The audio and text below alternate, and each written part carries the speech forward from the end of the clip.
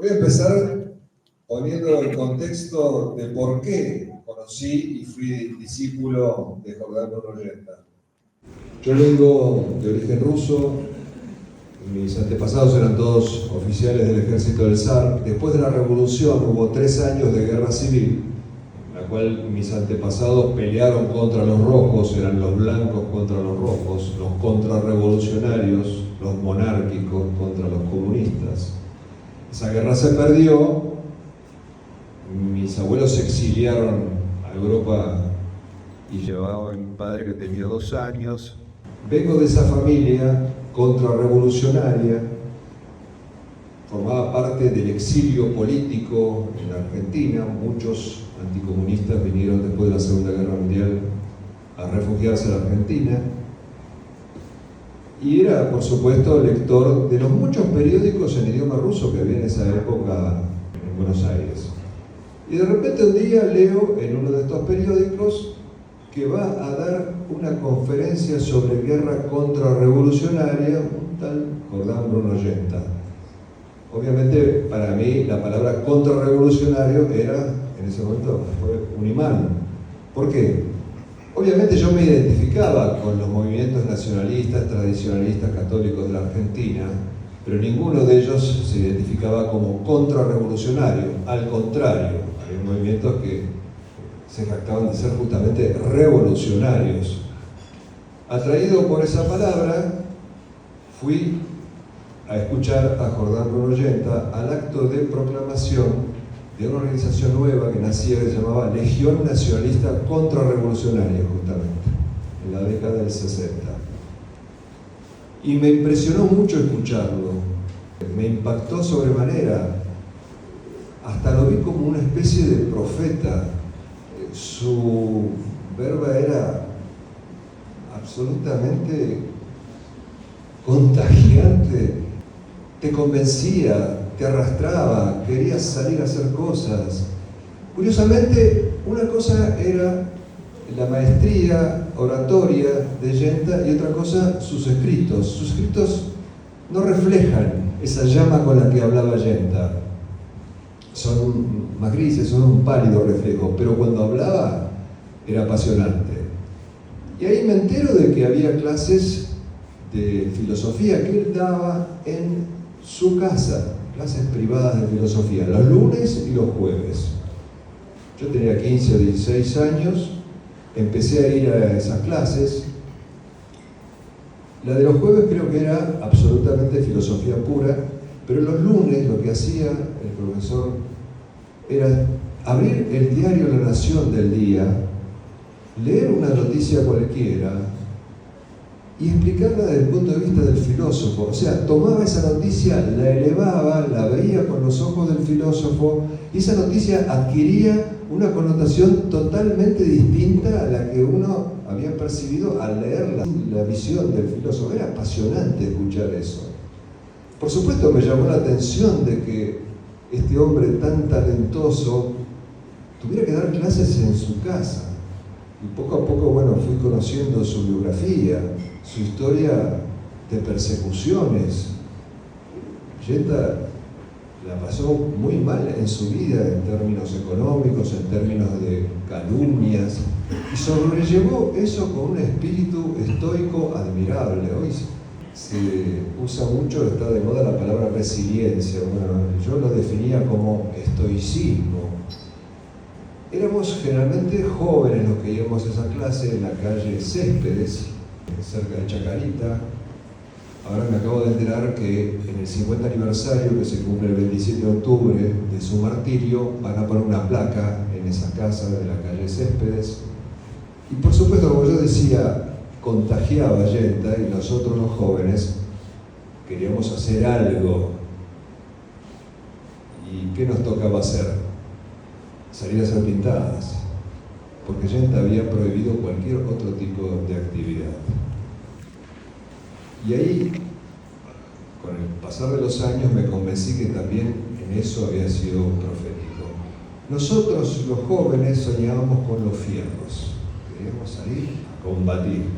Nos lo prohibió terminantemente y dijo: si ustedes toman los fierros, va a haber dos opciones: o se van a ir a la extrema izquierda o se van a convertir en delincuentes. Y eso fue exactamente lo que pasó. Hubo fracciones del nacionalismo argentino que terminaron siendo delincuentes. Los mayores quizás recuerden el asalto al policlínico bancario, hecho por un grupo tacuara en ese momento, y otros nacionalistas que tomaron las armas se fueron a la extrema izquierda, se fueron a la guerrilla montonera. No sé si alguno de los mayores también recuerda que uno de los dirigentes de Guardia Restauradora Nacionalista era Juan Manuel Abad Medina, hermano del que después asesinara al presidente Aramburu. Por eso es que Yenta creó Legión Nacionalista Contrarrevolucionaria, porque la Guardia Restauradora Nacionalista al principio lo apoyaba sus postulados, pero iba girando hacia el peronismo, que sí tenía ciertos rasgos nacionales, entre comillas, cristianos, pero en definitiva formaba parte de ese régimen demoliberal que Yenta rechazaba. Entonces nos quedaba salir a hacer pintadas. Yo venía del sur, había armado un grupo de seguidores de Yenta, de unas 10 personas, pero eran 2 horas de viaje y no tenían estos muchachos el interés que tenía yo y bancarme las 2 horas para ir a la charla. Entonces me sumaba a un grupo de militantes de Yenta de Flores, salíamos a hacer pintadas. Una noche, estos muchachos, Jorge García y su hermano principalmente, no pudieron salir y yo salí con otra persona, otro joven. También nos fuimos al barrio de Flores buscando los muros donde hacer nuestras pintadas. Y vimos un muro blanco gigantesco, hermoso para hacer una pintada, y nos dedicamos a escribir Viva Cristo Rey. De repente, ulular de sirena, patrullero en Cana. ¿Qué había pasado? Habíamos escrito Viva Cristo Rey en el muro de un convento y las monjitas nos habían denunciado. ¡Oh, paradoja! Me pasé 15 horas detenido en la comisaría como era menor de edad. El otro muchacho era mayor, se quedó creo que 24 horas. Y bueno, la angustia de mis padres, porque mis padres vivían en el sur, no había teléfono en ese momento. Recién a las 10 de la mañana vino un policía a informarles que yo estaba preso. Yo lo tomé con mucho orgullo porque tiempo atrás habían sido detenidos varios militantes de Yenta cuando llegó De Gaulle a la Argentina. Y me acuerdo que Yenta decía: la prisión es un acto de servicio. Así que me sentí orgulloso. Yenta había nacido en el año 1909, hijo de Carlos Yenta, un ateo militante rabioso, a tal punto que declamaba el himno a Satanás de Carducci, un premio Nobel. De hecho, le puso Giordano Bruno a su hijo en honor al hereje, el monje que fue quemado, y admiraba a todos los heresiarcas, incluido, por ejemplo, al hermano de Jordán Bruno le puso reclus de nombre, masón, participante de la Primera Internacional. Obviamente Yenta creció bajo esa influencia, pero tenía una personalidad propia, y cuando llegó la hora de anotarse en la carrera universitaria, su padre quería que siguiera una carrera liberal, algo que le diera sustento económico después, abogado, lo que sea. Él se rehusó porque quería estudiar filosofía. Y eso le costó, porque el padre, que era un tipo muy duro, le quitó todo apoyo económico y él tenía que caminar hasta la Facultad de Filosofía y Letras en la calle Viamonte, en Buenos Aires, desde Malavia, donde vivía. Que de alguna manera, por un lado, fogueó su carácter, su voluntad, pero por otro lado también empezó a desarrollar una enfermedad letal en ese momento, no tenía cura, tuberculosis. Él había estudiado en el Colegio Mariano Moreno de Buenos Aires, donde su celador, un año mayor que él, era Arturo Frondizi, futuro presidente del Estado argentino, pero que en ese momento era fanático comunista, como sus hermanos, Ricieri y Frondizi, y el otro hermano que tenía. y repartían propaganda soviética. Después, bueno, mutó a lo largo de los años Frondizi. Se inscribe Jordán Bruno Yenta en la Facultad de Filosofía y Letras y se afilia a un grupo que estaba a la izquierda del Partido Comunista. Se llamaba Insurrexit, donde también militaba en esa época Ernesto Sábato, por ejemplo. O sea, Yenta entra a la universidad como ateo y marxista, pero en la universidad va evolucionando. En realidad, la Facultad de Filosofía y Letras en ese momento tenía un par de filósofos importantes que hicieron escuela en la Argentina, que estaban empezando a rechazar el positivismo científico y el materialismo marxista. Uno de ellos era Coriolano Alberini y el otro era el famoso Alejandro Korn. Y también evoluciona Yenta y lo sobrepasa a estos filósofos, se va mucho más allá. Ellos se quedaron a mitad de camino. Entra como ateo y marxista y sale habiendo abandonado absolutamente el ideario marxista. Y en una de las charlas, conferencias que él da, hay una jovencita que le discute, le hace preguntas, después hablan entre ellos, congenian, se enamoran. Era Lilia Lozada. Providencial encuentro de los dos, porque se iba agravando la enfermedad de la tuberculosis y lo amenazaba la muerte directamente. Y ellos se casan y esta jovencita renuncia a su carrera y hace lo único que se podía hacer para combatir la tuberculosis en esa época, que era irse a las sierras de Córdoba, respirar un aire más propicio para la salud.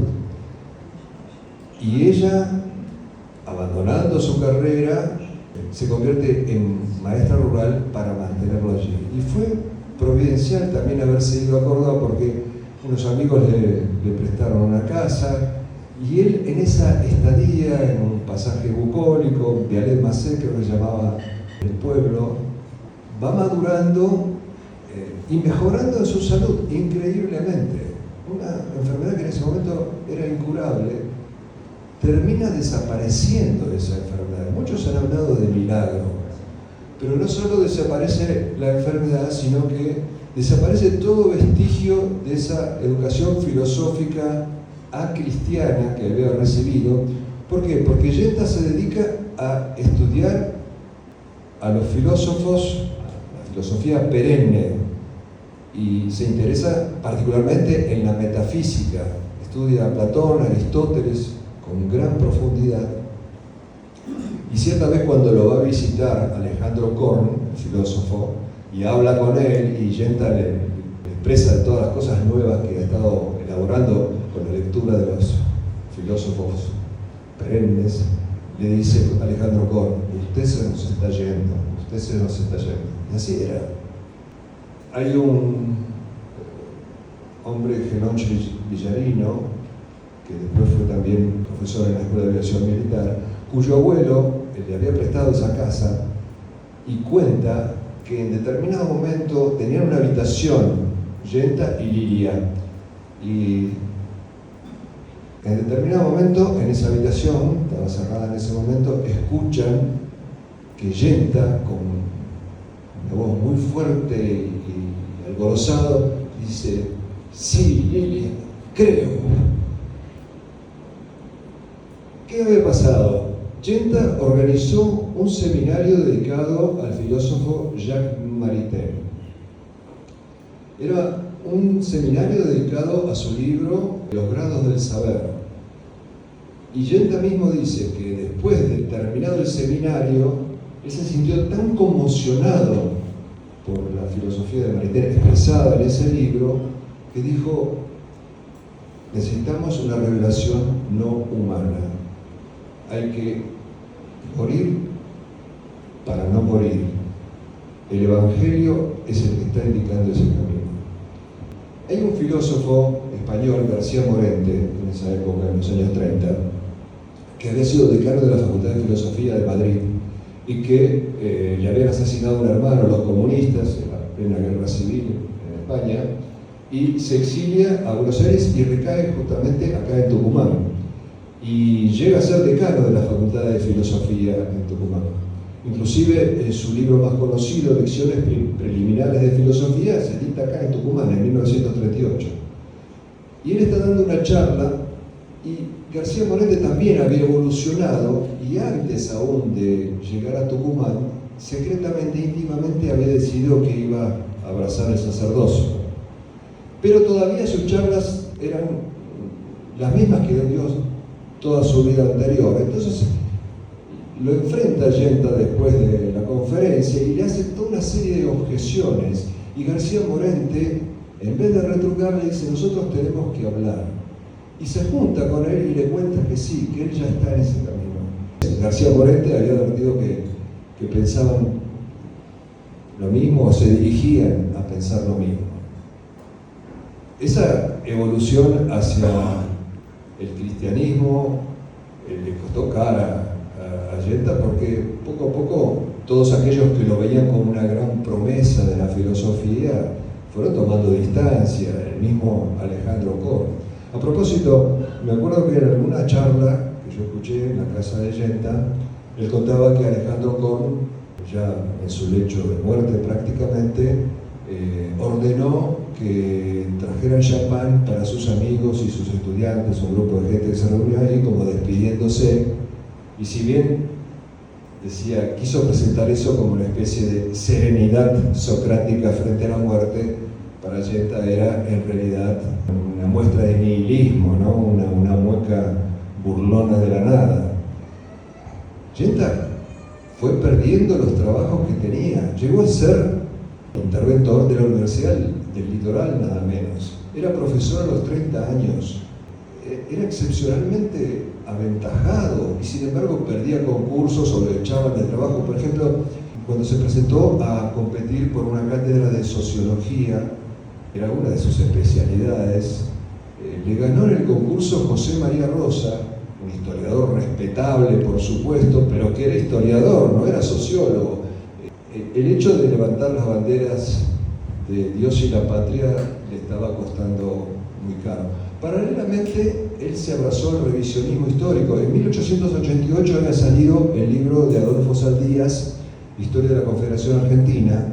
Saldías era un tipo nada rosista, liberal, admirador de Mitre, pero era un hombre intelectualmente honesto, y así como en algunas cosas atacaba a Rosas, en otras él reivindicaba a Rosas. Y después, años después, bastantes años después, sale el libro de Carlos Ibarburen, Juan Manuel de Rosas, y ahí ya ese libro no lo pudieron acallar, porque Saldías también la pagó medio caro, porque había parte de reivindicación de Rosas en su libro, y como que lo ocultaron y lo ningunearon. Pero ya después del libro de Ibarburen, el revisionismo cobró fuerza, y a través del revisionismo al cual se plegó Allende, también se acercó al nacionalismo argentino.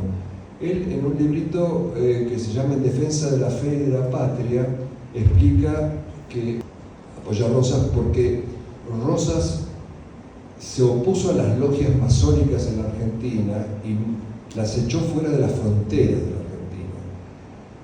Inclusive, Allende tiene un libro que se llama San Martín como doctrinario de la política de Rosas. A todo esto, la persecución de que es objeto Allende lo obliga a llevar una vida itinerante de profesor, porque tiene que ir ahí donde lo puedan invitar, y recorre el país, muchas veces invitado por unidades militares, algún jefe de regimiento que se atrevía, y va sembrando su prédica, que después fructifica en la Guerra de Malvinas.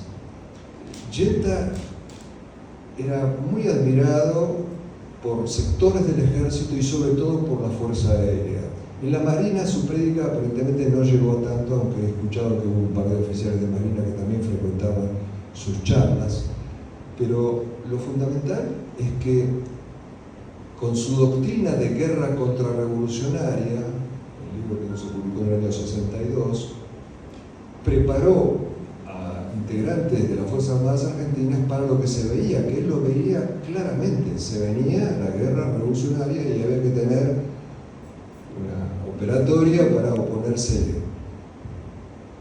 Pasaron por ese claustro privado de Yenta numerosos oficiales que después fueron combatientes de la Guerra de Malvinas y destacados combatientes de la Guerra de Malvinas. Acá, por ejemplo, vive un vecino de ustedes, Jorge Echeverría, que fue discípulo de Yenta, herido en combate, el que hizo un contraataque que llegó a hacer correr a los ingleses en el Monte Harriet y cayó herido en 5 balazos, lo salva a su cabo, el cabo Baruso, una historia muy espectacular.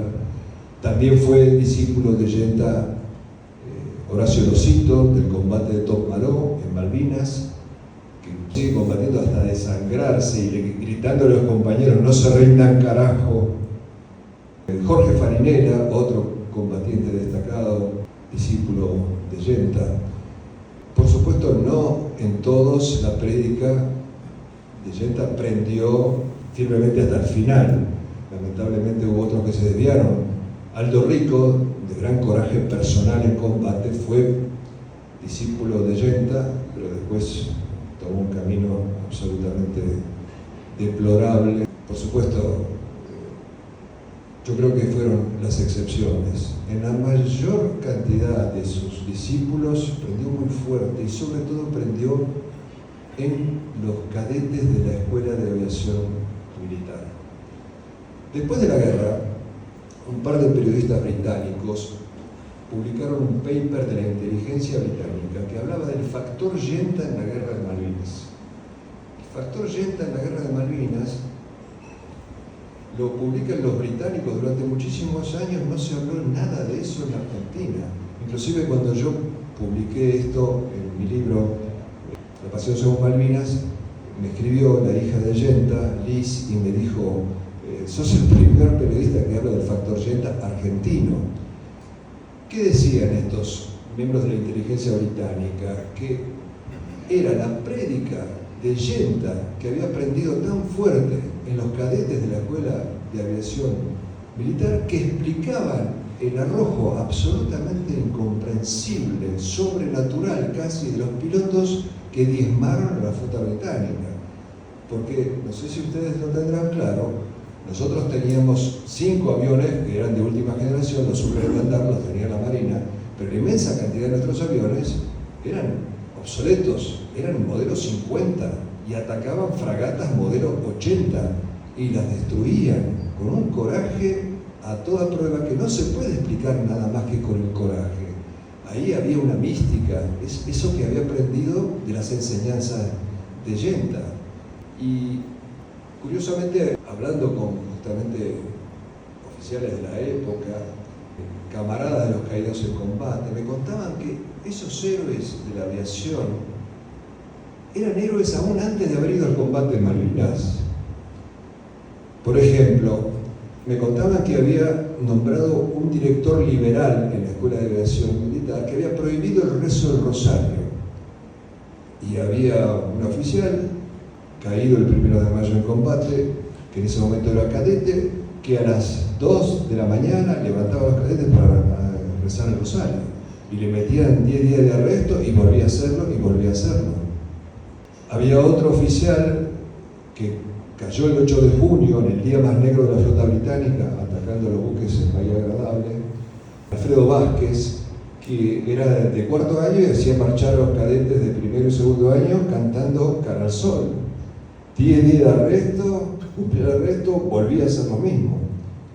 Ya tenían esa pasta antes de haber entrado a Malvinas. Y en Malvinas hicieron prodigios de coraje, que se explican, por supuesto, con esa formación que les había dado Jordán Bruno Yenta y otros instructores también inspirados en Yenta. Yo he hablado con decenas de combatientes de Malvinas de la Fuerza Aérea, todos dicen que estuvieron influenciados por Yenta. Tanto los pilotos como gente que después combatió en tierra. Hay un oficial, Tomba, que vive en Mendoza, que me dijo: nosotros nos levantábamos a las 3 de la mañana para estudiar a Yenta. Y el resultado fue que diezmaron a la flota británica. El mundo entero en ese momento abrió la boca en admiración, no lo podían creer, no era lógico, no podía pasar. Y decían que eran suicidas, que eran kamikazes. Y yo una vez a uno de estos pilotos, a Pablo Carballo, le digo, che, dicen que ustedes atacaban drogados. Y sacó el rosario y dijo, sí, esta es nuestra droga. Iban al combate confesados, y no había nada más peligroso que un piloto argentino recién confesado. Y los ingleses te cuentan estas historias maravillosas de coraje, de audacia, y acá en el país se desconocen. Tenemos que ir a las fuentes británicas para enterarnos cómo pelearon nuestros combatientes. Por ejemplo, hay una historia de cómo pusimos fuera de combate a la fragata Broadsword. Lo cuenta el jefe de la Armada Británica. El almirante Woodward dice que venían dos pilotos y ya los tenían enganchados los radares de los lanzamisiles. Hay una foto tomada por un oficial inglés desde ese buque. Son dos puntitos que avanzan entre una maraña de estallidos, de proyectiles. Estaban tirando con todo.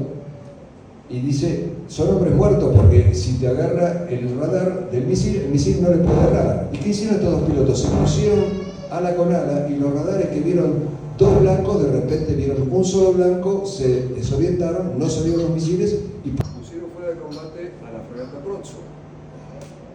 Inclusive, Pablo Carballo, muy religioso, dice que eso fue un milagro y probablemente lo haya sido. En las charlas, lo que siempre sobresalió, que yo por lo menos lo recuerdo más, es que Yenta hacía mucho hincapié en lo que creo que es su legado fundamental como filósofo, porque desde ya él abrevó en la filosofía aristotélico-tomista, en la línea esa tradicional, pero quizás lo nuevo, lo distinto del aporte de él fue lo que se llama la pedagogía del arquetipo. Él enseñaba que el educador tiene que insuflar la admiración hacia las personas que trascienden en su destino, porque la admiración abre el paso a la reflexión intelectual. O sea, tenemos que tener arquetipos que eleven a la población. Y esos arquetipos son los héroes. Si Yenta no hubiera sido asesinado en el 74, bueno, hubiera tenido una buena cantidad de arquetipos entre sus discípulos. Yenta lo que decía es que el heroísmo es una levadura que actúa a través del espacio y del tiempo. El héroe eleva la vara, y cuando la gente, la población, ve a alguien con la vara elevada, también se eleva. En la civilización occidental, al menos, siempre se ha practicado la admiración hacia los héroes, ya sea ficticios o reales, como en la antigua Grecia estaban los dioses del Olimpo, pero también estaban los héroes reales, y Roma, y en la Edad Media, y también en la historia argentina, en la Guerra de la Independencia. Lo que pasa es que después esto en la Argentina se había apagado, inclusive llegando a los tiempos actuales, donde estamos viendo desde hace mucho tiempo una desheroización. Tenemos pseudohistoriadores, yo diría refritadores, como Felipe Piña y otros, que quieren presentarnos a nuestros héroes como patéticos degenerados, y creo que la intención es que si nuestros mejores hombres eran patéticos degenerados, que los acusan de ser pedófilos o de ser homosexuales, etc., si ellos eran degenerados, bueno, ¿qué destino de grandeza puede tener un pueblo que tiene ese tipo de arquetipos? En todas las épocas de la historia de la humanidad, durante muchos siglos en Occidente, por ejemplo, se enseñaba historia con vidas paralelas de Plutarco. Se entendía que si no tenés héroes, no tenés nación. Hay un paralelo que se ha hecho de que así como Dios iba a perdonar a la ciudad de Sodoma y Gomorra si encontraba 10 hombres justos, una nación sobrevive si tiene un pequeño núcleo de hombres heroicos, porque si no se acaba esa nación. Y de hecho, si nosotros vemos la historia universal, vemos que las naciones que se han mantenido a lo largo del tiempo son las que respetaron esa tradición heroica y la infundieron en las siguientes generaciones. todos los mandamientos de Dios, hay solo uno que ofrece una recompensa, que es el primero: respetarás a tu madre y a tu padre y serás longevo, dice. Y esto yo creo que también se puede aplicar, se refleja en la historia de las naciones. Las naciones que han respetado a su tradición, y sobre todo su tradición heroica, son las que han vivido más tiempo en la historia de la civilización. Y hoy lo podemos ver también, por ejemplo, en Europa, cuando Solzhenitsyn, en el discurso de Harvard, acusa a la civilización occidental de haber optado por la cobardía, la acusa de ser cobarde. Bueno, ahora vemos, 40 años después de ese famoso discurso, cómo Europa está absolutamente entregada a una invasión que además es pacífica y que dentro de muy pocos años va a ser Eurabia y no Europa. Genta sabía que lo iban a matar.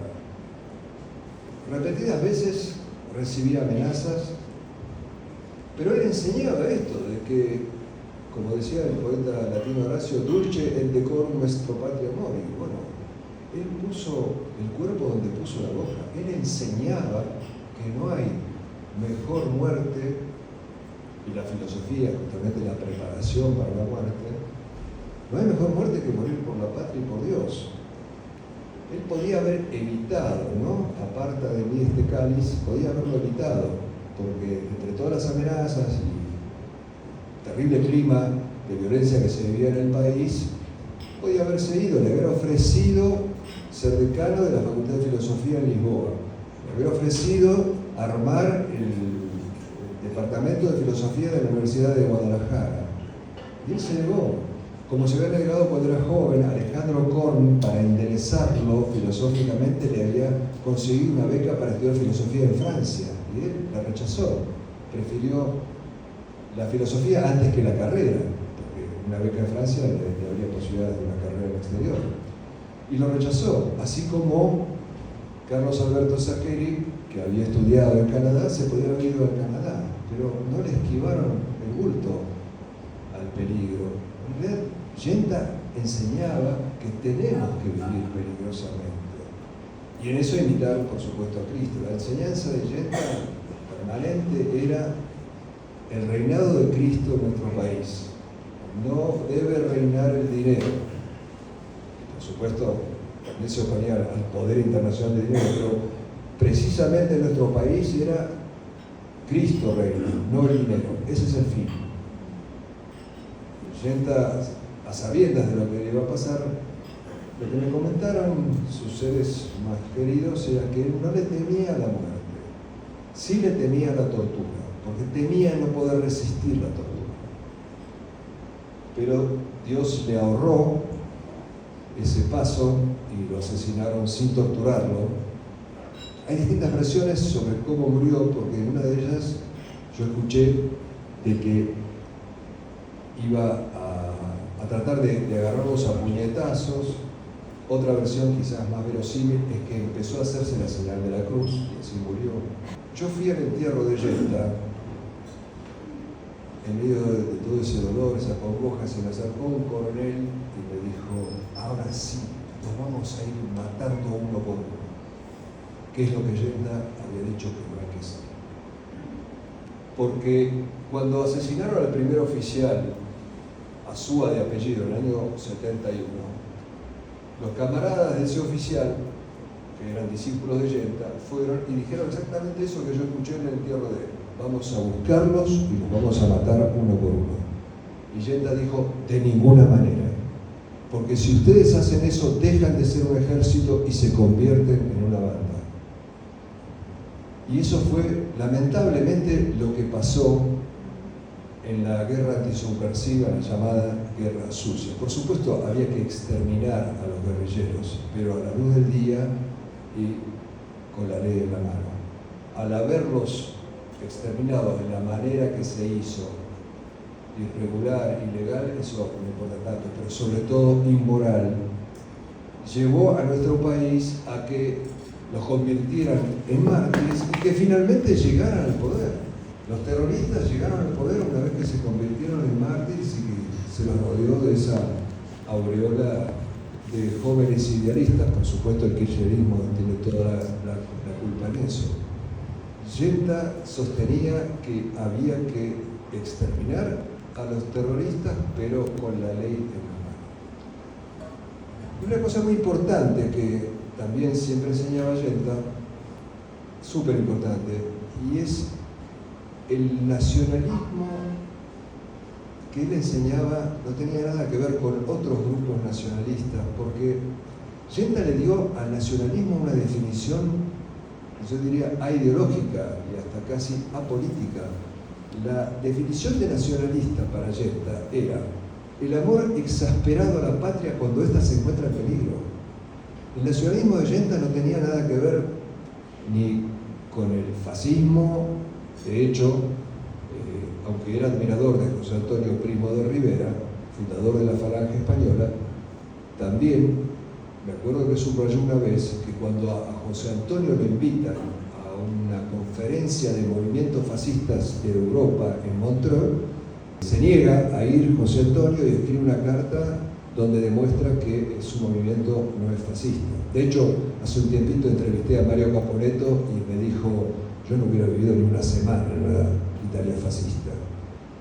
El nacionalismo de Yenta no tenía que ver nada con el fascismo, no tenía nada que ver con el racismo. El muchacho con el cual yo fui a hacer pintadas y caí en la comisaría preso era judío, Gleiser de apellido, se hacía llamar Fernando, pero era Benjamín Gleiser. No era para nada racista Yenta. Todas esas acusaciones de que estaba a favor del terrorismo de Estado y de que era racista, todas son calumnias, algunas de las calumnias que tuvo que soportar en toda su vida. ¿Qué nos deja Yenta como legado? Bueno, primero y principal, como filósofo, por supuesto, yo creo, esta pedagogía del arquetipo. Los héroes son los únicos que pueden ser la palanca de Arquímedes que nos saquen de esta decadencia en que nos encontramos. Porque los héroes son los portadores y transmisores de valores eternos, esos que no se pueden transmitir en discursos, y menos a los jóvenes, sino de corazón a corazón, de generación en generación, con el ejemplo de los héroes, los arquetipos. Y los valores eternos como el amor, el coraje, la abnegación, el desprendimiento, la fe, todo eso solamente lo pueden inculcar los ejemplos de los arquetipos, de los héroes. Creo que ese es el legado principal como filósofo. Y como hombre, el legado obviamente es verter tu sangre por aquello que crees que es justo y necesario. Verter tu sangre por Dios y por la patria. No puede haber nada más superior a eso. Esa es la enseñanza de él y de muchos quizás. Pero él lo puso en la práctica, lo firmó con su propia sangre, no fueron palabras. No es fácil ser valiente, Yenta lo fue. Y una última reflexión, frente a la tumba de José Antonio, Dionisio Ridruejo dijo: Señor, aquí está la Falange a tus pies. Puede ser un campamento, o puede ser un grano de mostaza, que se hunda en la tierra, desaparezca y después brote como un árbol cuando llegue la primavera. Siguiendo el ejemplo de Yenta, ojalá todos y cada uno de nosotros seamos ese grano de mostaza esperando la primavera. Muchas gracias.